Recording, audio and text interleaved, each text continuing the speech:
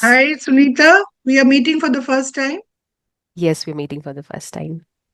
Okay, nice to meet you. Same Would here, you like to ma'am. say a few words about yourself? Yes, sure. So, as you know, I'm Sunita Rawat. I'm from Uttarakhand and I'm a mother to two boys. Along with that, I run two YouTube channels, Sunita's English Adventure and Dear Listeners. I have over 60,000 subscribers on my main channel, and I teach spoken English to beginners and intermediates through my WhatsApp learning communities. So, that's pretty much about me. Very nice, very crisp, and a very well worded introduction. And a few words about myself. I'm Reena Sarkar. I'm from West Bengal, and I'm from the city of Joy, Kolkata. And I recently hung up my boots after working for more than 33 years. And I joined this platform to be able to help working professionals uh, improve their communication skills at the workplace. Great. Great So to know that's about you. primarily my focus. It's more about people wanting to crack that ever elusive interview, Mm-hmm. or maybe do a better presentation, Mm-hmm. and speak confidently at a team meeting. These are the some of the things which we are concentrating on. Lovely. I appreciate that. I'm just really curious to know that you didn't take pause between your retirement, like the day you retired and the day you started. You didn't take any pause? I took a long gap. Uh-huh. It was for more than nearly, I think it was September, October, November. It was for nearly 4 months or 3.5 months. I spent the Okay. time to, give time to my family and also to travel a bit. I went on a holiday. And yes, to think about what I would like to embark on in the future, I spent the time, sorting things out right here. And then I decided that, yes, this is one area that I would like to explore. And here I am. Okay, that's great. So were you an English teacher only when you were working? No, absolutely not. Mm-hmm. I was an HR professional. All And right. before that, I worked for 16 years in the HR team. And prior to that, I worked as a export document preparing team. I was part of that. Okay. So actually, my English is more like, and I graduated in economics. My English more came into my life, you can say, through my conversations and my what you can say, my hunger and my urge to speak the language with more and more people. And I found that I was very confident, and I thought that why not use Mm-hmm. this confidence Amazing. So in as this work you have area. Hmm. already spilled the beans that you have worked as an HR for such a long time. So let's dedicate this particular session to interviews. I'm sure you must Yes. have taken interviews for many candidates, right? Yes, at the entry level, I wouldn't have said that I am an expert in conducting interviews, as we say. Hmm. But the fact of the matter is, I have understood that people come, with a lot of nervousness. So yes, I can of course share a few tips on how to crack an Hmm. interview better. Right. And especially for beginners because they are completely new to interviews. Freshers are mostly really very nervous because they are facing this for the very first time. But if I talk about experienced people, so they must have faced it multiple times before switching their jobs. So it's not new for them. So let's focus freshers only in today's session, right? So what are the things that they need to focus on before preparing for interviews? Because preparation is really very important. But what things they need to take care of before preparation? So once you have put in your application and you know that you're going to be called for an interview, the first step is that you be well versed in your subject matter. So if you are, say, for example, an IT professional, you must know what are the questions that would probably come from the panel, which you should be able to answer. So having said that, now entering the room where the interview is conducted, and maybe there are two or three people who you would need to face at the same time, especially if you are applying for a job at a middle level. and you are interviewed by maybe two or three people at that time, it's important that you hold your own in the sense that as soon as you enter, prior to entering, take a couple of deep breaths. Don't be nervous. Don't be fidgety, because I've seen many people, they're very fidgety, and let your body language show your confidence. Let your body language speak for your confidence. So you enter with your chin up, make eye contact. Many a time people fail because they are looking at the wall or they are looking at the ceiling. And, when we communicate, it is imperative that we make eye contact with the people we are with. So if there are two people, you look at both of them and you can talk to them. Suppose they ask you, please share a few words about your journey, how it all began, where did you school, or what are the experiences you had during your college days.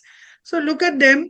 And for me, it's just two or three points that I will tell people to be careful about. Is one is be brutally honest, because I think in this day and time, it is very important that we should not say something that we cannot deliver.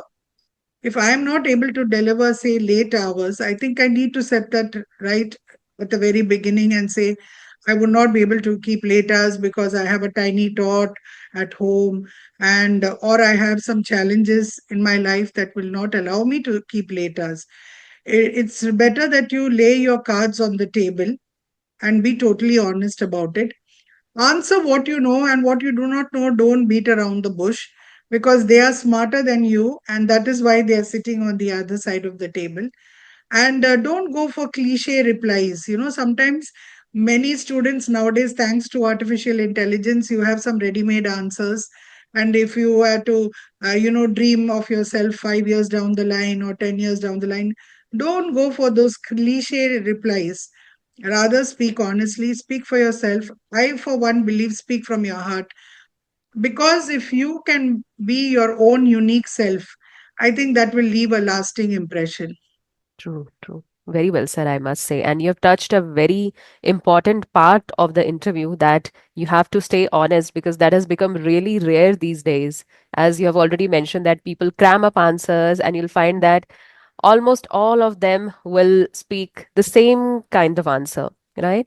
But yes, if you're being honest in the interview, you'll set apart from the crowd there, and you can immediately get the offer, right? One thing I want to add here, that sometimes freshers, they are mostly confused how to deliver your answers, right? So you can take help of AI in that case. First, write down your own answers, whatever you want to convey, your honest answers, and then take help of ChatGPT in refining your answer so that it sound impressive, right? So that way we can take help. What do you say? Yes, we can take help, but please don't memorize answers, Uh-huh. because if you lose one word and then you lose your trail of thought. True. Rather, pick up few points and then you can incorporate it in your response. I, for one, am not a big. I'm not going to propagate Chat GPT answers or AI, because I don't know. I feel that while it's here to stay, it sorts of kills your creativity. If you can say something genuinely, which is something that is from within you, I think that leaves a lasting impression. But then I think sometimes we need to go with go with the flow and go with Mm-hmm. what is happening around us.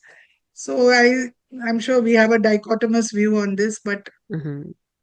it Right, right. we'll have to As work on it.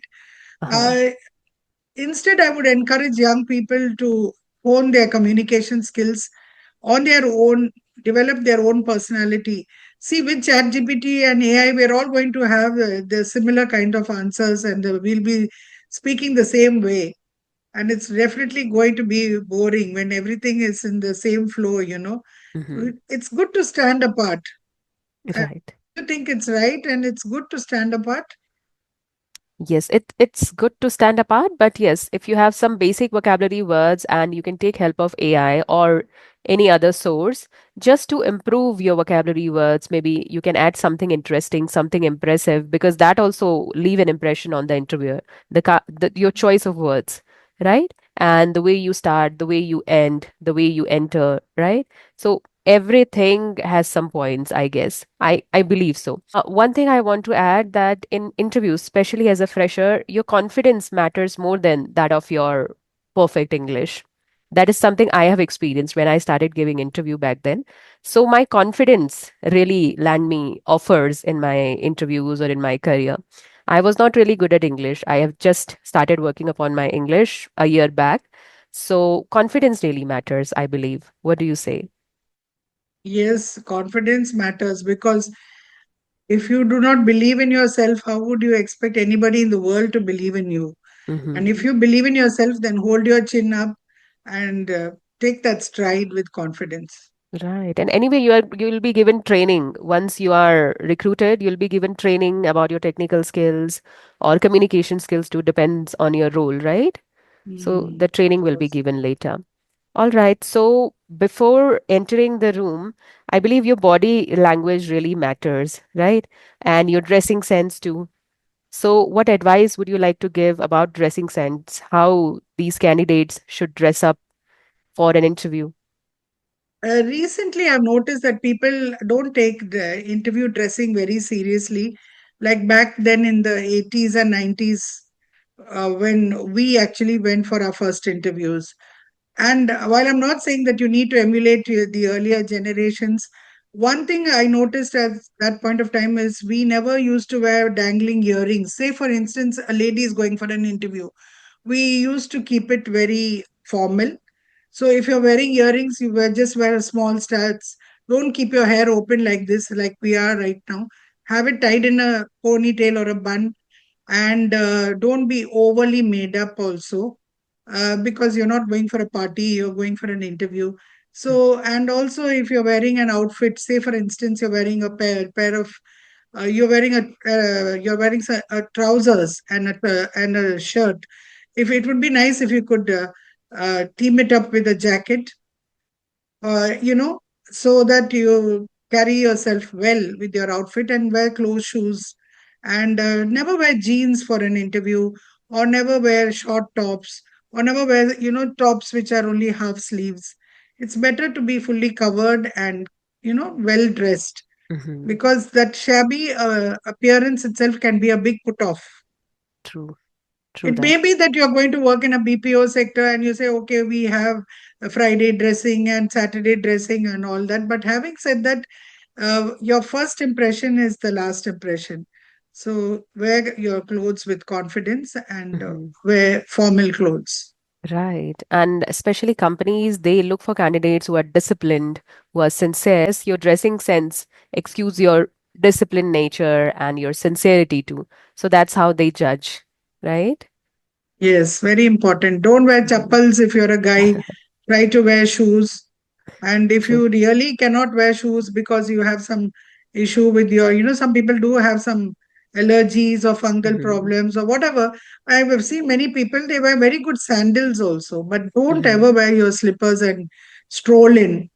So Hmm. have you experienced such things when you used to take interviews? Yes, I've seen at the entry level actually, because they have Hmm. not been guided on how to appear for an interview. Hmm. There have been people at the entry level, because that's the kind of group I used to look at. Right. And I used to also say, never answer the interview panelist with yeah. Yeah Hmm. is an informal way of speaking. You say yes or you say no.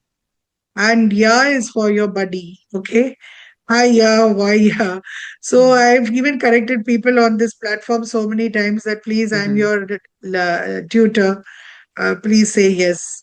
Hmm. And Right, make the habit exactly. of saying yes and not yeah. We are not Hmm. on, we are not having a chat. We are actually preparing for something bigger in life. Hmm. Right. In order to become extremely comfortable, extremely confident, people tend to use yeah and these informal words in interview. They feel that I'll sound more comfortable, more confident, but that's not the case. Okay, so I Definitely think not.